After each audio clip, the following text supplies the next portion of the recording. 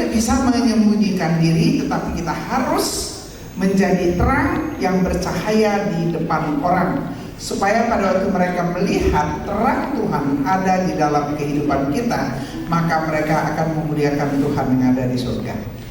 Jadi mereka itu memuliakan Tuhan kalau mereka melihat hidup kita benar. Kalau hidup kita tidak benar, itu nggak bisa. Jadi kita akan bicara tentang bagaimana menghidupi integritas di dalam diri kita. Di Matius 7, 24-27 di situ dikatakan ada dua macam manusia.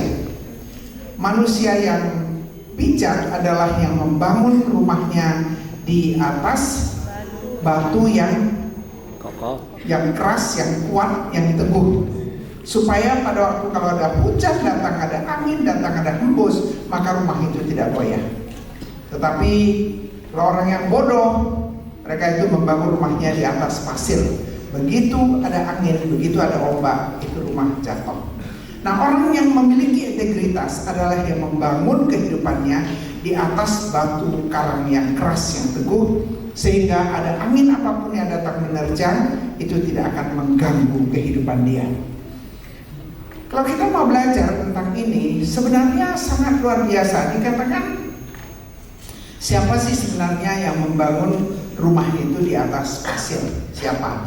Jadi orang yang membangun rumahnya di atas pasir adalah mereka yang baca firman setiap hari, mengangkat pujian setiap hari, bicara tentang haleluya setiap hari, tetapi pikirannya tidak benar. Tidak melakukan apa yang diajarkan, tidak melakukan apa yang mereka bacakan, tidak melakukan apa yang mereka suarakan. Kita menyanyikan, kita angkat pujian, tetapi tindakan kita beda dengan apa yang kita nyanyikan. Itu adalah yang membangun rumahnya di atas pasir. Sebentar saja kena angin itu sudah roboh. Tipe yang kedua adalah mereka yang tidak berbuat jahat. Kan kita kalau orang percaya nggak berbuat jahat, betul? Nah, mengapa sih kok dikatakan mereka yang tidak berbuat jahat? Yang tidak berbuat jahat tetapi hatinya jahat. Ada nggak orang begitu? Tidak berbuat jahat tapi hatinya jahat? Ada ya? Misalnya kita berteman dengan seseorang, katakanlah saya satu kelas dengan si Mawar misalnya. Dari kecil, dari SD, dari SMP, SMA sampai kuliah, sampai kerja. Dan dia itu cantik sekali. Dia itu adalah kembang kelas, kembang kampus, kembang kantor. Saya sangat tidak suka dengan dia. Tapi kan saya orang Kristen. Saya ingin memperlihatkan bahwa saya ini adalah orang Kristen yang baik. Saya selalu berbaik dengan dia, bertemanan dengan dia, dan tidak ada satu orang pun yang tahu kalau saya itu tidak senang sama dia. Bisa terjadi? Bisa. Satu saat karena kami hubungannya sangat dekat, dia menceritakan rahasianya. Rahasianya bisa menghancurkan dirinya. Seharusnya saya tolong dia, betul? Seharusnya saya tolong dia. Tapi saya tidak menolongnya. Saya katakan, saya berdoa buat kamu. Tapi dalam hati, aduh cepat-cepatlah ini terjadi supaya aku kehilangan satu saingan. Bisa? Bisa? Saya itu jahat? Tapi saya berbuat jahat nggak? Tidak. Saya tidak berbuat jahat. Tapi hati saya jahat. Saya tidak menolong dia. Pada waktu kita tahu seseorang jatuh, kita tidak memberitahukan yang benar, itu kita jahat. Kalau kita tahu bahwa Yesus adalah satu-satunya juru selamat, tetapi kita tidak sharingkan kepada orang lain karena kita tidak suka sama dia, itu jahat atau tidak? Jahat. Walaupun kita tidak melakukan pembunuhan, kita tidak mencuri, tapi kita jahat. Itu adalah jenis yang kedua. Yang pertama tadi apa jenisnya? Yang tiap hari berdoa, tiap hari angkat pujian, tiap hari baca firman, tetapi tidak melakukannya. Yang kedua adalah yang tidak berbuat jahat, tapi hatinya jahat. Yang ketiga, yang membangun rumahnya di atas pasir adalah mereka yang berbuat baik. Naik tingkat ya? Naik tingkat nggak? Yang berbuat baik, tetapi dengan tujuan yang tidak benar. Kita melayani di sini kadang-kadang. Kalau kita melayani di gereja, di mana? Betul? Kita melayani Tuhan. Atau sebenarnya kita melayani diri kita sendiri? Kalau kita melayani di gereja misalnya, di sini misalnya, kemudian nggak ada yang muji kita merasa sakit hati. Sudah capek-capek, tidak ada yang puji, sakit hati. Kalau kita sakit hati, kita tidak melayani Tuhan. Kita bukan melayani Tuhan, tapi melayani diri kita sendiri. Nah, itu adalah orang yang membangun rumahnya di atas pasir. Ngerti? Ya, jadi kalau kita mau menjadi orang yang berintegritas, kita tidak boleh membangun rumah kita di atas pasir. Apa yang kita pelajari, apa yang kita ucapkan, kita harus lakukan. Hati kita nggak boleh jahat terhadap teman kita, karena orang nggak bisa lihat, tapi Tuhan lihat. Dan kalau kita melayani Tuhan, dimanapun kita melayani, layanilah Tuhan dengan hati yang benar, dengan jujur, tidak untuk dikenal, tidak untuk dipuji-puji. Ya, saya sudah nyanyi, suara saya begitu bagus, kok nggak ada yang puji ya? Itu namanya kita sudah tidak memiliki integritas. Orang yang memiliki integritas tidak menanti puji-pujian dari manusia, karena pujian itu datangnya dari Tuhan itu sendiri. Amin. Amin. Nah, itulah, jangan kita membangun rumah kita di atas pasir, tetapi harus bangun di atas batu karang yang teguh. Integritas itu tidak dibangun dalam satu hari. Susah. Bagaimana sih di dalam dunia yang serba kilat, serba cepat ini, kita tuh harus bisa membangun yang namanya integritas. Saya di sini ada yang saya pakai karena kadang-kadang saya nggak cukup tempatnya, jadi saya pakai yang bahasa Inggris ya. Pertama adalah kita harus mulai memperlambat gerak kita, slow down sedikit, jangan terus mau mengejar keberhasilan, tapi kita mau slow down sedikit dan kita mau masuk lebih dalam mengenal Tuhan. Amin. Jangan hanya mau menyelesaikan membaca yang namanya Alkitab satu, Alkitab semua kasih habis. No, kita baca tapi betul-betul kita dalami, kemudian kita jalankan, kita hidupi apa yang kita pelajari. Ini perbandingannya biasa yang saya katakan adalah perbandingannya begini. Kalau kita itu membaca semuanya sudah merasa hebat, kita semua bisa melakukannya, itu sama seperti kita itu menghias danau. Tahu ya danau? Danau itu kan luas. Kanan kiri kita buat tanaman apa segala macam supaya kelihatannya bagus, danaunya itu cantik. Tapi hanya begitu dangkal.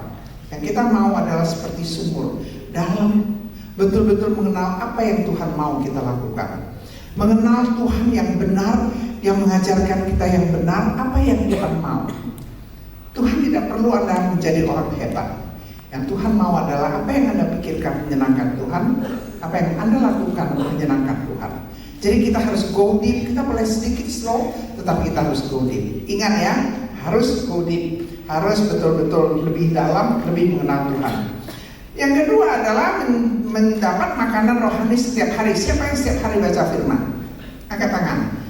Wih, yang tidak baca firman itu gimana gitu loh. Capek ya kalau baca Alkitab, betul nggak? Kalau baca Alkitab ngantuk ya. Tapi kalau misalnya lihat Instagram ngantuk nggak? Kalau Instagram nggak ngantuk ya, tapi kalau baca Alkitab rasanya cepat sekali ngantuk. Gimana caranya? Mau belajar? Mau belajar? Nah, caranya begini. Saya ini juga dulu begitu. Kalau disuruh baca, ya ampun, paling enak itu kalau baca cerita romantis ya, betul ya. Kalau romantis, waduh, baca semalam nggak tidur pun nggak ngantuk. Tapi kalau baca Alkitab, apalagi kalau baca nama-nama kan, aduh, bingung, kita bersusah bacanya, betul? Nah, caranya begini. Ini adalah yang saya pelajari. Pertama adalah Anda bisa nggak setiap hari berikan 15 menit untuk baca Alkitab? Bisa? Bisa. Yang bilang bisa angkat tangan. Good. Mau? Mau? Yang bilang mau angkat tangan. Keren ini anak-anak muda ya. Nah, kalau bisa dan mau, mulai malam ini baca Alkitab setiap hari 15 menit. Bisa? Bisa? Orangnya jadi banyak jawabannya. Bisa? Bisa? Bisa? Bisa? Mau?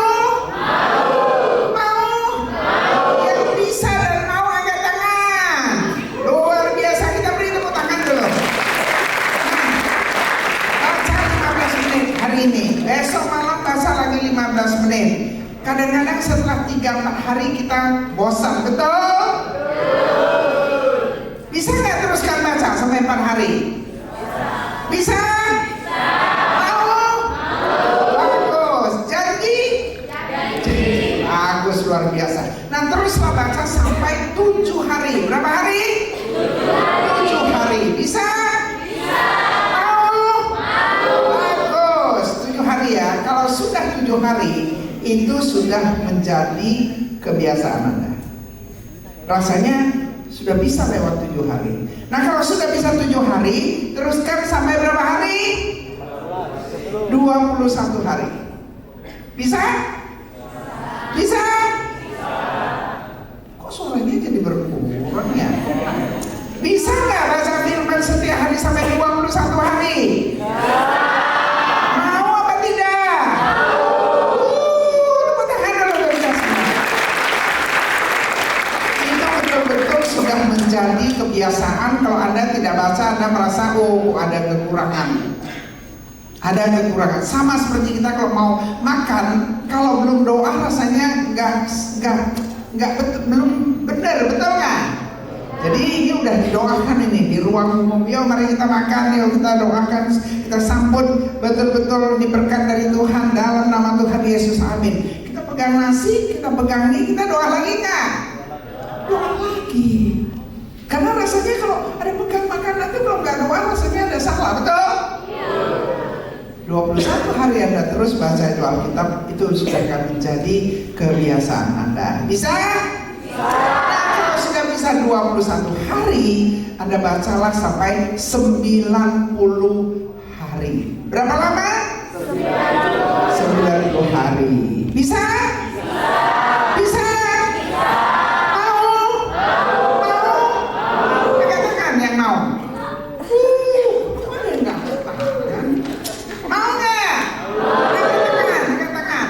Luar biasa. Nah, kalau Anda sudah baca 90 hari, 3 bulan, itu sudah menjadi karakter. Nggak baca makan nggak enak, nggak baca minum nggak enak. Bisa? Mau? Pulang dari tempat ini akan lakukan itu. Bisa? Mau? Keren ya, bagus. 90 hari ya. Jadi makanan rohani setiap hari. Kemudian kita harus menghadapi kehidupan yang nyata. Tidak boleh double life, hidup yang double. Di luar beda, di rumah beda. Di luar beda, di hati beda. Orang yang berintegritas itu hidupnya sama, luar dalam. Amin. Katakan ke sebelah Anda, luar dalam kamu harus sama. Di sekolah, di rumah harus sama. Di pasar, di sekolah sama. Di kantor dan dengan saudara sendiri sama. Tidak boleh ada memiliki hidup yang beda di luar dan di dalam. Jadi harus sama ya. Amin. Yang ketiga adalah bisa dipercaya. Siapa di sini yang bisa dipercaya? Angkat tangan dong. Wah, berarti banyak yang bisa dipercaya. Yang bisa dipercaya, angkat tangan. Kalau misalnya ada rahasia, suruh kita pegang rahasia, kita kasih tahu nggak sama teman kita yang lain?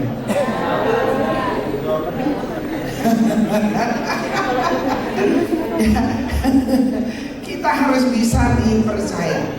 Kita tidak boleh bohong. Supaya apa? Supaya jalan kita lurus. Orang yang bisa dipercaya itu jalan yang lurus ya.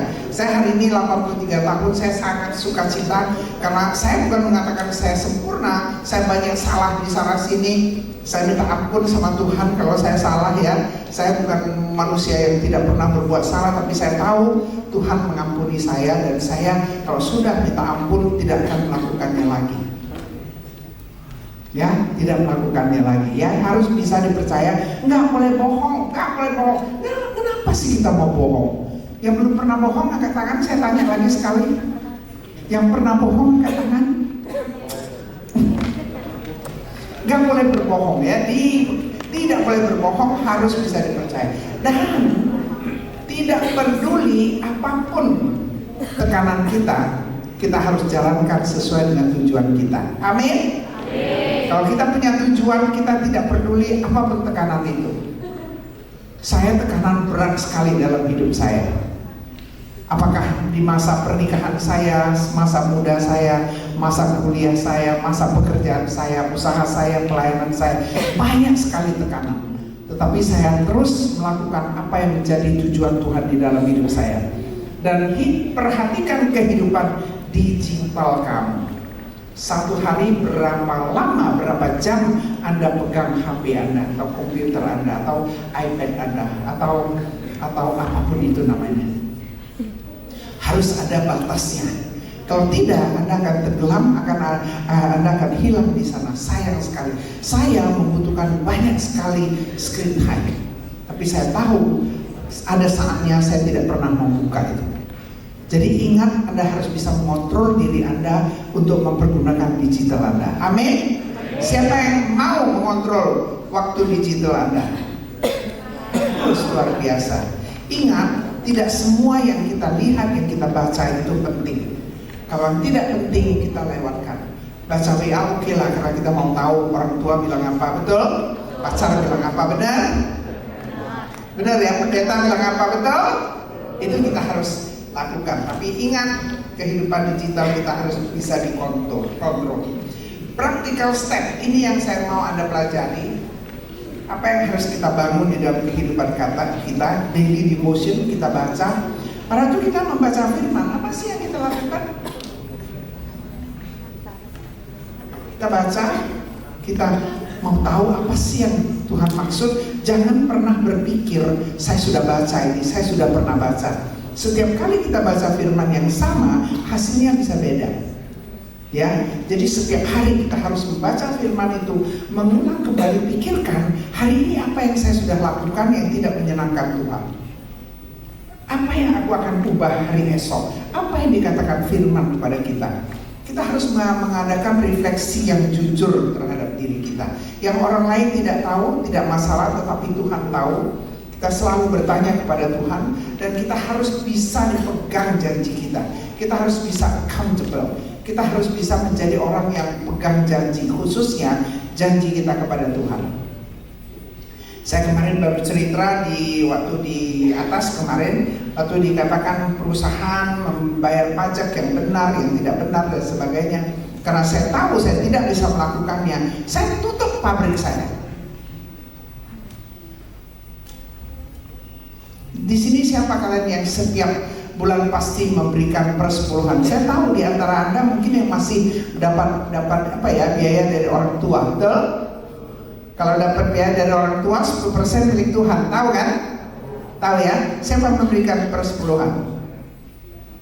Luar biasa. Yang belum memberikan persepuluhan, yang lain nggak angkat tangan. Saya nggak tahu Anda berada di mana, di tengah jalan atau di perapatan, nggak nyampe dari tadi nggak angkat tangan, ya kan? Kita harus tahu ini adalah yang kita harus lakukan. Kita harus bisa dipercaya. Jangan kalau kita terima uang 100.000 kita bilang 50.000, itu nggak boleh sekali. Kalau kita ketemu uang, kita harus bisa kembalikan. Itu betul bukan milik kita, nggak boleh. Tahu nggak ya, kalau di luar negeri sekarang dulu ya, kira-kira berapa 19-an tahun yang lalu, kalau kita mau pergi ke kamar mandi, kalau di Eropa nih, kita harus bayar koin, ya. Kita harus masukkan koin 1, baru pintunya baru bisa dibuka gitu. Sekali kami datang dengan cucu saya semua ya, kemudian cucu saya bertanya, katanya, oh kenapa sih kok di depan itu ada orang tua yang dia masukkan koin 1, kemudian dia dengan anaknya yang kecil dua-dua masuk, bisa kan? Muat kan itu kan? Kan ini kan kira-kira segini itu ya. Begitu dia tolak, 2 orang bisa masuk, betul? Cucu saya tanya, karena nggak ada yang lihat. Kok orang itu boleh begitu? Saya katakan itu bukan urusan kita, tetapi kita tetap 1 orang bayar 1 koin yang diharuskan. Itu adalah kepercayaan, itu adalah accountability. Gak ada yang periksa. Anda tahu nggak ya? Ada satu teman yang sekolah di Amerika, dia bilang, tahu nggak? Itu di Amerika itu kan kalau kita mau telepon ke Indonesia kan pakai coin. Dia bilang itu orang kantor telepon di Amerika itu paling marah sama mahasiswa Indonesia. Karena setiap kali mereka membuka kaleng koin itu banyak kali uang koin kita yang 100, kan uang 100 itu segini ya, besarnya persis 25 sennya Amerika. Nah, sedikit agak kasar itu digosok-gosok supaya bisa sama halusnya. Dan itu semua adalah uang 100 rupiah orang uang Indonesia yang mereka pakai untuk telepon. Itu mempermalukan Indonesia, mempermalukan negara kita. Itu gak jujur. Kita boleh pintar bagaimana melihat ada peraturan yang kita bisa pakai bagaimana supaya menguntungkan kita. It's okay, tetapi harus dalam koridor yang benar. Karena tidak semua mata bisa melihat kita. Tidak semua peraturan bisa menangkap kesalahan kita. Tapi saya tadi katakan Tuhan bisa. Yang Tuhan inginkan adalah kita yang jujur, being accountable, ya, being accountable. Nah, kemudian satu lagi adalah bukan hanya hari ini pada waktu kita ketemu di gereja, pelayanan kita itu melakukan yang benar. Konsisten pada waktu kita sendiri pun, yang namanya integritas adalah melakukan yang benar walaupun tidak ada yang melihat. Walaupun tidak ada yang melihat. Jangan kalau di depan itu kita berdirinya lurus-lurus, tapi kalau waktu di kamar mandi dia aneh bin ajaib. Kalau kita di dalam kamar mandi melakukan hal yang tidak senonoh, ada orang tahu nggak? Ada orang yang tahu atau tidak? Nggak ada. Tuhan tahu nggak?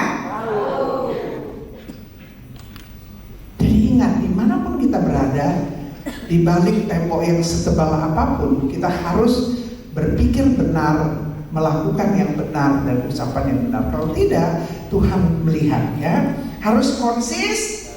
Katakan ke sebelah, konsisten ya. Konsisten. Dan kalau kita berbuat salah, Tuhan kita adalah Tuhan yang sangat pemurah. Sangat pemurah. Apapun salah kita, apapun dosa kita, Tuhan ampuni kalau kita bertobat. Siapa yang pernah bersalah di sini? Siapa yang pernah bertobat di sini? Yang Tuhan sudah ampuni, betul? Nah, kita bisa saja besok lusa berbuat salah. Bisa? Bisa? Nah, kalau kita berbuat salah, kita harus segera datang kepada Tuhan. Kita harus segera minta ampun sama Tuhan. Kita harus segera bertobat. Amin? Jangan tunggu besok-besok, harus segera. Itu yang Tuhan mau. Jadi kalau kita bersalah, segera bertobat, segera minta ampun, dan percayalah Tuhan kita segera mengampuni kita. Amin? Mudah? Bagus. Nah, saya tidak tahu apa kesalahan yang Anda pernah lakukan. Saya tidak mengerti, tetapi saya mau Anda tahu pada waktu kita bisa melakukan apa yang Tuhan mau kita lakukan, maka kita akan merasa damai. Karena kita sudah mengaku, kita sudah minta ampun, dan rasanya damai. Amin? Kita rasanya damai. Nah, kalau sudah itu, kita juga dipercayai oleh orang tua, dipercaya oleh teman, dipercaya oleh, dan bukan itu saja, Tuhan pun mempercayai kita, memberikan kita kesempatan untuk bisa melakukan hal yang besar. Amin? Mau gak melakukan hal yang besar untuk Tuhan? Mau gak bisa mentransformasi Indonesia untuk Tuhan? Mau gak bisa mentransformasi Solo untuk Tuhan? Kita harus bisa dipercaya, dihormati, dan kita disayang Tuhan. Ayo, siapa sih yang pintar nyanyi tadi? Coba disayang Tuhan itu, coba siapa yang bisa nyanyi? Ayo, mari kita nyanyi yuk, baru berdiri. Ya, siapa yang, ya, pimpin lagu itu, siapa yang bisa main? Ayo, main. Disayang. Ayo, mari. Berdiri semuanya. Saya nggak pernah nyanyi soalnya. Sayang. Yuk, 1, 2, 3. Sayang. Aku disayang Tuhan. Aku diangkat jadi anaknya. Aku disayang Tuhan. Ayo, sayang. Aku disayang Tuhan. Aku diangkat jadi anaknya.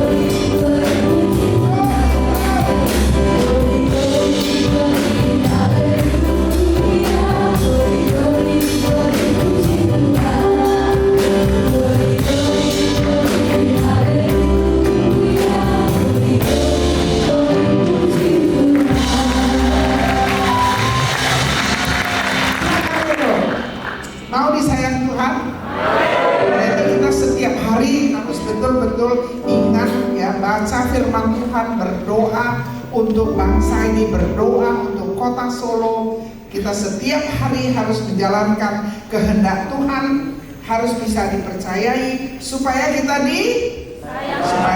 disayang Tuhan. Pada saat itu Anda bisa menjadi sangat berpengaruh. Amin. Pada waktu itu Anda akan sangat berpengaruh. Anda tahu hari ini kita kumpul di sini nggak main-main. Tuhan mempercayakan kepada kita bagaimana supaya kita itu boleh ambil bagian membawa dampak dalam bangsa ini. Amin. Saya mau kita berdiskusi, ya, beberapa orang satu kelompok. Coba ceritakan kepada teman-teman, ya. Setiap orang harus ambil bagian. Kira-kira kapan sih Anda selalu ingin berkompromi dengan pencobaan? Kalau ada pencobaan datang, kita rasanya kan ingin kompromi. Rasanya nggak sanggup untuk berdiri teguh. Kapan itu, ya? Kemudian juga apa sih yang membantu Anda bisa tetap setia pada Tuhan? Apa yang membantu Anda tetap setia pada Tuhan? Dan siapa yang Anda percaya dalam langkah Anda? Dalam hidup Anda mempunyai orang tua, Anda mempunyai abang atau kakak yang ada sedikit pelayanan. Kalau ada masalah apa-apa, kita datang ke mentor kita, bicara kepada mentor kita. Saya mau kita diskusi 5 orang dalam satu kelompok. Ayo kita bagi kelompok 1, 2, 3. Saya berikan waktu 10 menit cukup? 10 menit cukup? 10 menit cukup? Oke, bantu ya, panitia bantu. Yuk, panitia bantu. 5 orang satu kelompok, cepat.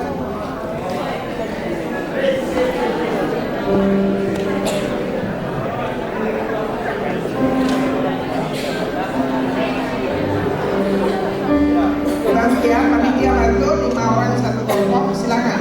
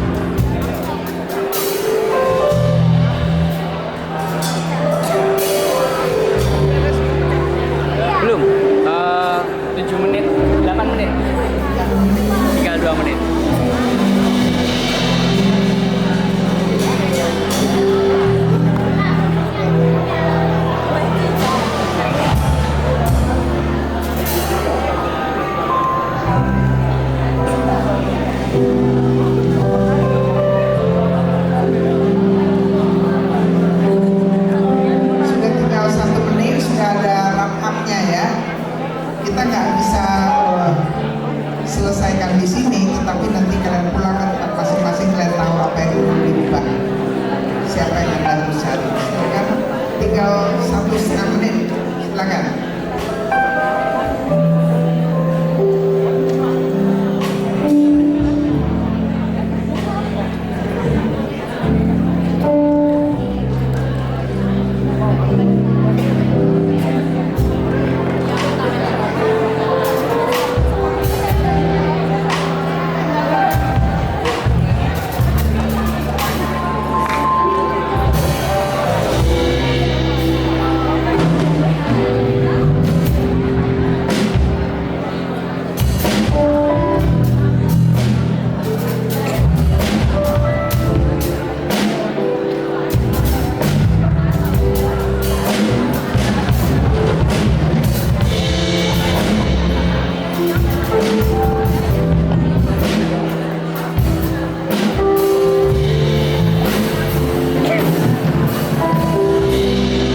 Sudah tinggal 30 detik ya. Ada yang mau sharing atau ada kelompok yang mau sharing? Saya beri kesempatan 1 kelompok atau 2 kelompok. Ada?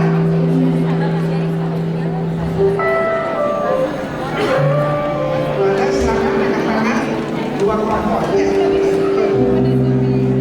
Ada mic kita berikan. Tepuk tangan dulu.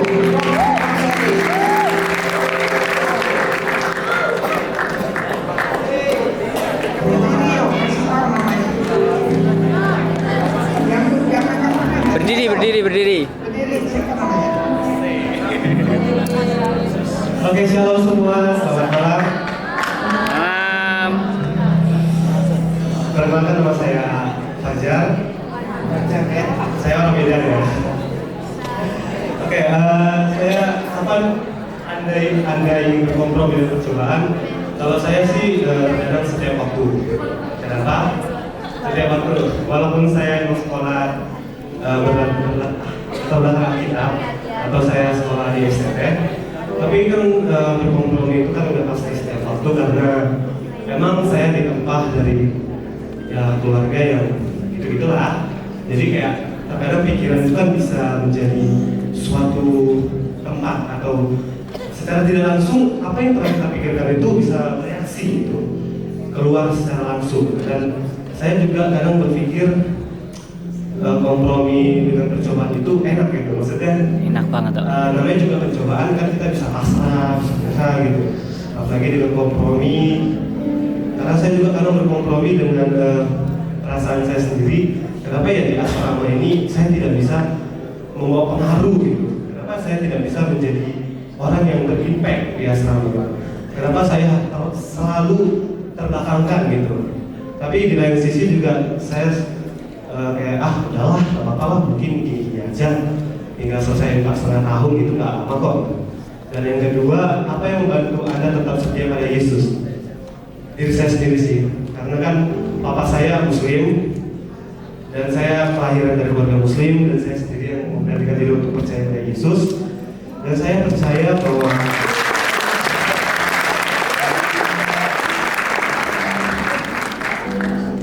apa yang Biasa, jangan khawatir, luar biasa.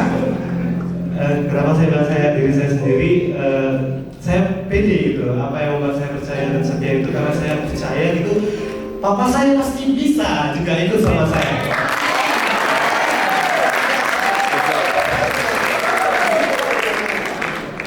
Saya juga tumbuh dari keluarga Muslim yang sungguh ketat pengajaran, dan papa saya Muslim yang sungguh berpengaruh besar.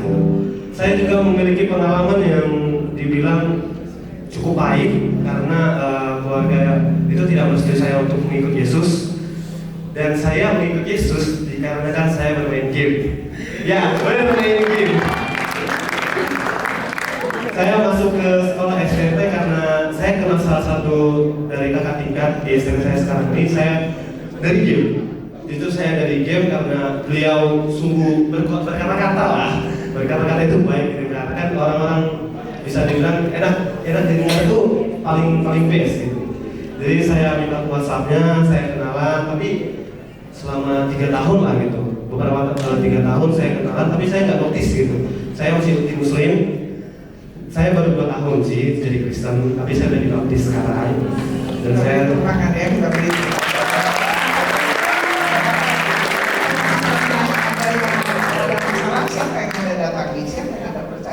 Kalau saya kalau ada masalah saya datang ke papanya ini. Soalnya papanya ini kan rektor di sekolah kami. Di sekolah mana? Saya dari STT AS di Gereja Pengharapan Allah. Papanya? Oh, papanya. Papanya Pak Bambang. Setiap saya ada pergumulan, setiap saya ada permasalahan, setiap saya jujur kalau lagi cerita itu cerewet gitu. Jadi semua apapun saya gak ada sembunyiin, saya ceritain kebukaan. Sampai saya juga didoakan, saya juga menceritakan papa saya, mama saya, dan puji Tuhan 6 bulan saya di sini, papa saya udah mengalami perubahan. Wow, luar biasa ya. Keluarga yang diselamatkan. Amin. Terima kasih Fajar ya.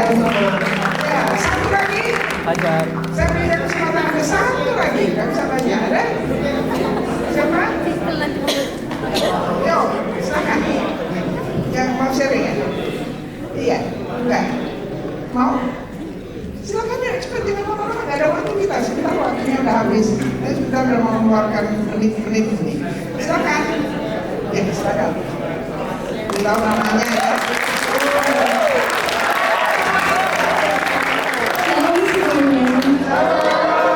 Nama saya Angel.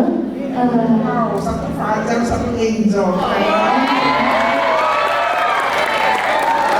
Ya, saya di sini mau menjawab pertanyaan kalau Anda ingin berkompromi dengan percobaan. Ya, saya setuju dengan pernyataannya Fajar yang kehidupan itu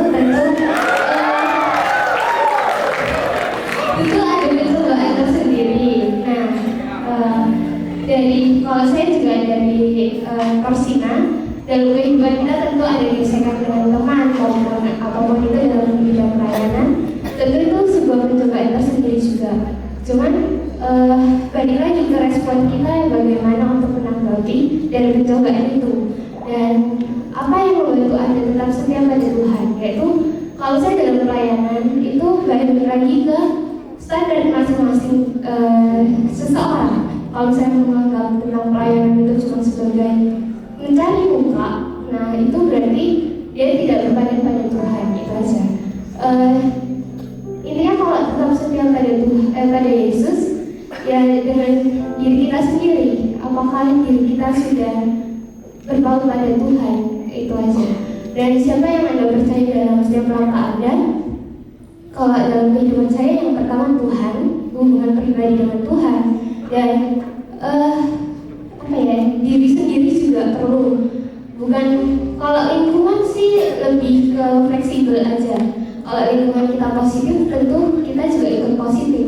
Dan kalau lingkungan kita negatif, ikut negatif.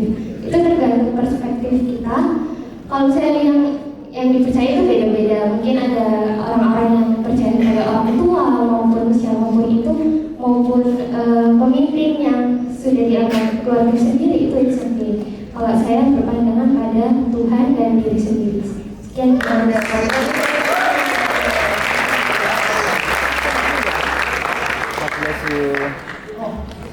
Ingat, yang saya mau Anda ingat adalah Anda itu tidak diciptakan untuk sama dengan orang lain.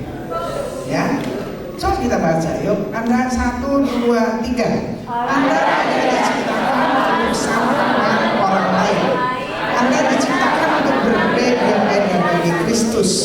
Integritas bukan sekadar nilai Kristen, tetapi gaya hidup kerajaan Allah, dan Tuhan sedang memanggil Anda untuk menjadi berbeda, menjadi nyata dan menjadi kuat di dunia yang rapuh ini. Saya mau ada 2 orang yang menceritakan apa kira-kira yang Anda dapatkan dari apa yang baru saja kita baca.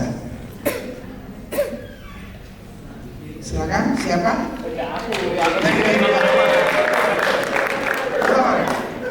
Karena kita udah mau selesai. Apa yang Anda dapatkan di sini? Apa yang Anda mau lakukan?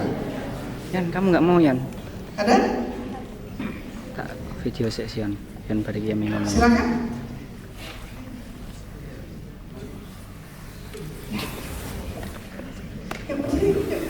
Silakan. Iya, silakan. Siapa nama? Oh no, hey you, this is you.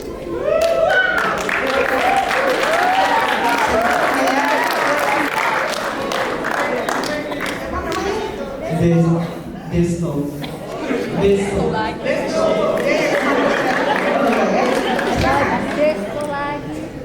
Desto luar biasa. Love you. Apa bagi Anda? Jadi di sini yang saya dapatkan adalah bahwa Boy banget. Tuhan kita menciptakan unik. Kita ini setiap dari kita ini diciptakan Tuhan unik, begitu. Jadi jika kita hidup, tetapi kita mencontohi orang lain, itu tidak menggambarkan Kristus, karena kita sebenarnya diciptakan menurut gambar dan rupa Allah. Jadi gambar diri kita adalah Allah, tetapi bukan berarti bahwa kita di sini sama, kita di sini semua sama. Tidak, itu kita diciptakan dengan keunikan masing-masing, dengan kehebatan masing-masing, dengan kemampuan masing-masing, dengan kelemahan masing-masing juga. Jadi jangan kita berpikir bahwa orang lain itu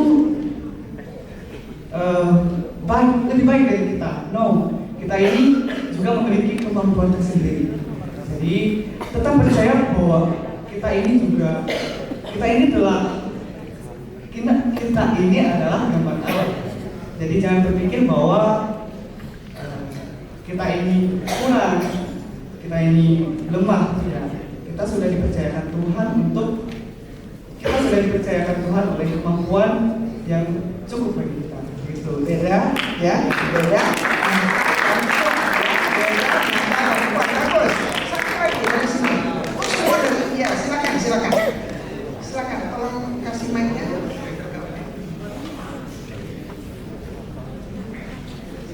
Yes.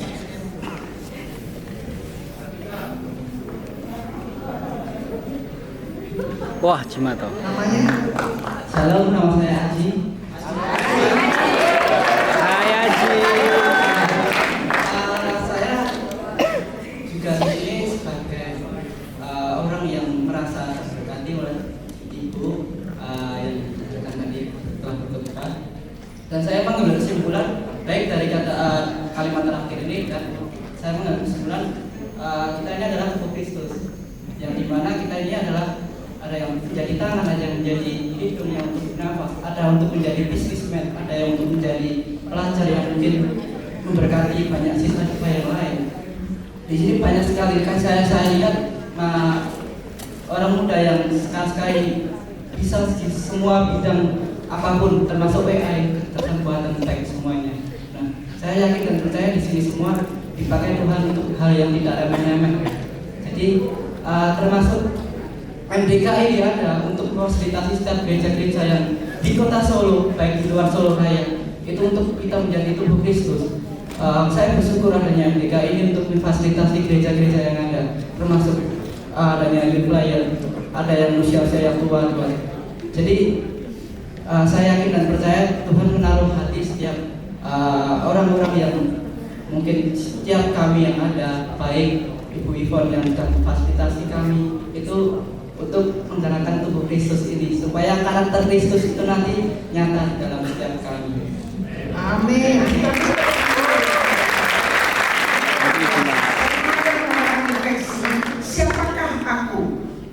Siapkah aku memenuhi panggilan Tuhan untuk hidup berintegritas? Saya mau kita tundukkan kepala kita 1 menit ya. Siapkah aku untuk memenuhi panggilan Tuhan untuk hidup berintegritas ya? Tundukkan kepala kita.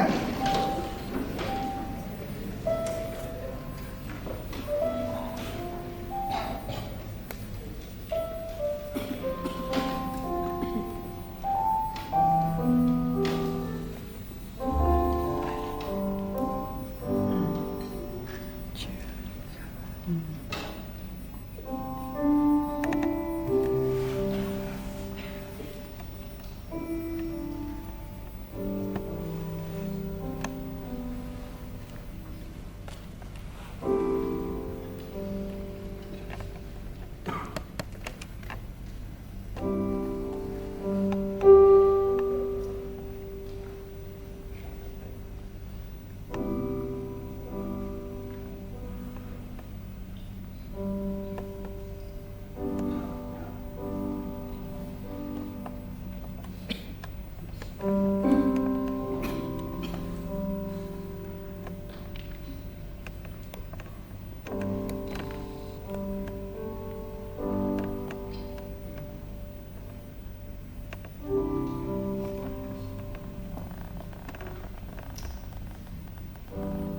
mau tutup dengan satu cerita tentang bambu.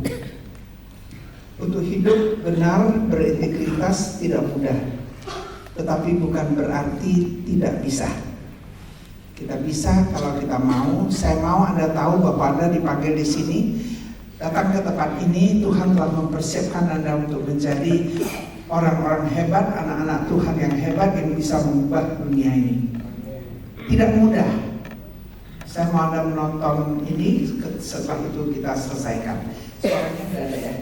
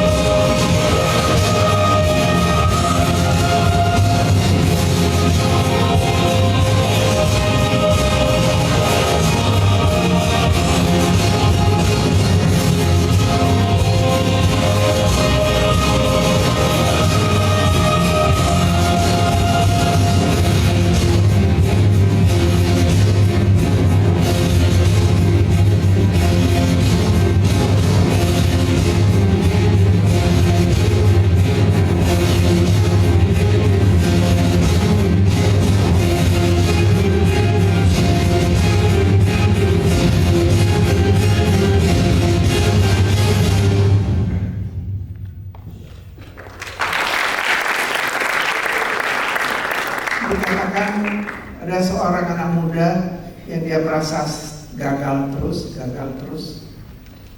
Dia merasa sudah kehilangan harapan. Dia pergi kepada mentornya, dia bertanya mengapa demikian. Mentornya mengatakan, Pada waktu sebatang bambu itu ditanam, pada tahun pertama itu terus disirami air, diberi pupuk. Setelah 1 tahun tidak kelihatan apa-apa, 2 tahun, 3 tahun tidak kelihatan apa-apa, 4 tahun tidak kelihatan apa-apa, 5 tahun baru muncul, baru kelihatan. Kemudian hanya dalam waktu 1,5 bulan, 6 minggu, itu bambu sudah tumbuh setinggi sekian puluh meter. Kemudian dia bertanya kepada ini anak, berapa lama dibutuhkan untuk bambu itu tumbuh setinggi sekian puluh meter? Anak itu mengatakan 6 minggu. Mentornya mengatakan, itulah kesalahan kamu. Setiap hari di dalam langkah kita, sekecil apapun yang kita lakukan, hanya beberapa ayat firman yang kita baca, yang kita doakan, ada hal-hal baik yang kita lakukan yang tidak kelihatan hasilnya, bukan berarti tidak berhasil. Anda telah melakukan yang benar dan keberhasilan itu sudah ada, sudah tumbuh di dalam kehidupan Anda, walaupun belum kelihatan hasilnya. Hasilnya mungkin 5 tahun lagi, hasilnya mungkin 10 tahun lagi, tetapi setiap apa yang Anda lakukan itu sudah bertumbuh dan sudah mulai berhasil. Jangan pernah merasa bahwa aku tidak mampu untuk menolak semua yang tidak baik. Jangan merasa aku tidak akan mampu menjadi orang yang benar seperti yang Tuhan inginkan. Setiap usaha Anda, Tuhan perhatikan, Tuhan perhitungkan. Saya mengucapkan selamat kepada MBK, kepada anak-anak muda di Solo ini. Saya tahu Anda bisa membawa dampak di kota ini, di Indonesia, bahkan di dunia. Kita beri tepuk tangan untuk Tuhan. Waktunya sudah selesai. Ya, terima kasih. Sampai jumpa di lain kesempatan. Kalau masih ada kesempatan ya, karena usia saya tidak tahu kapan.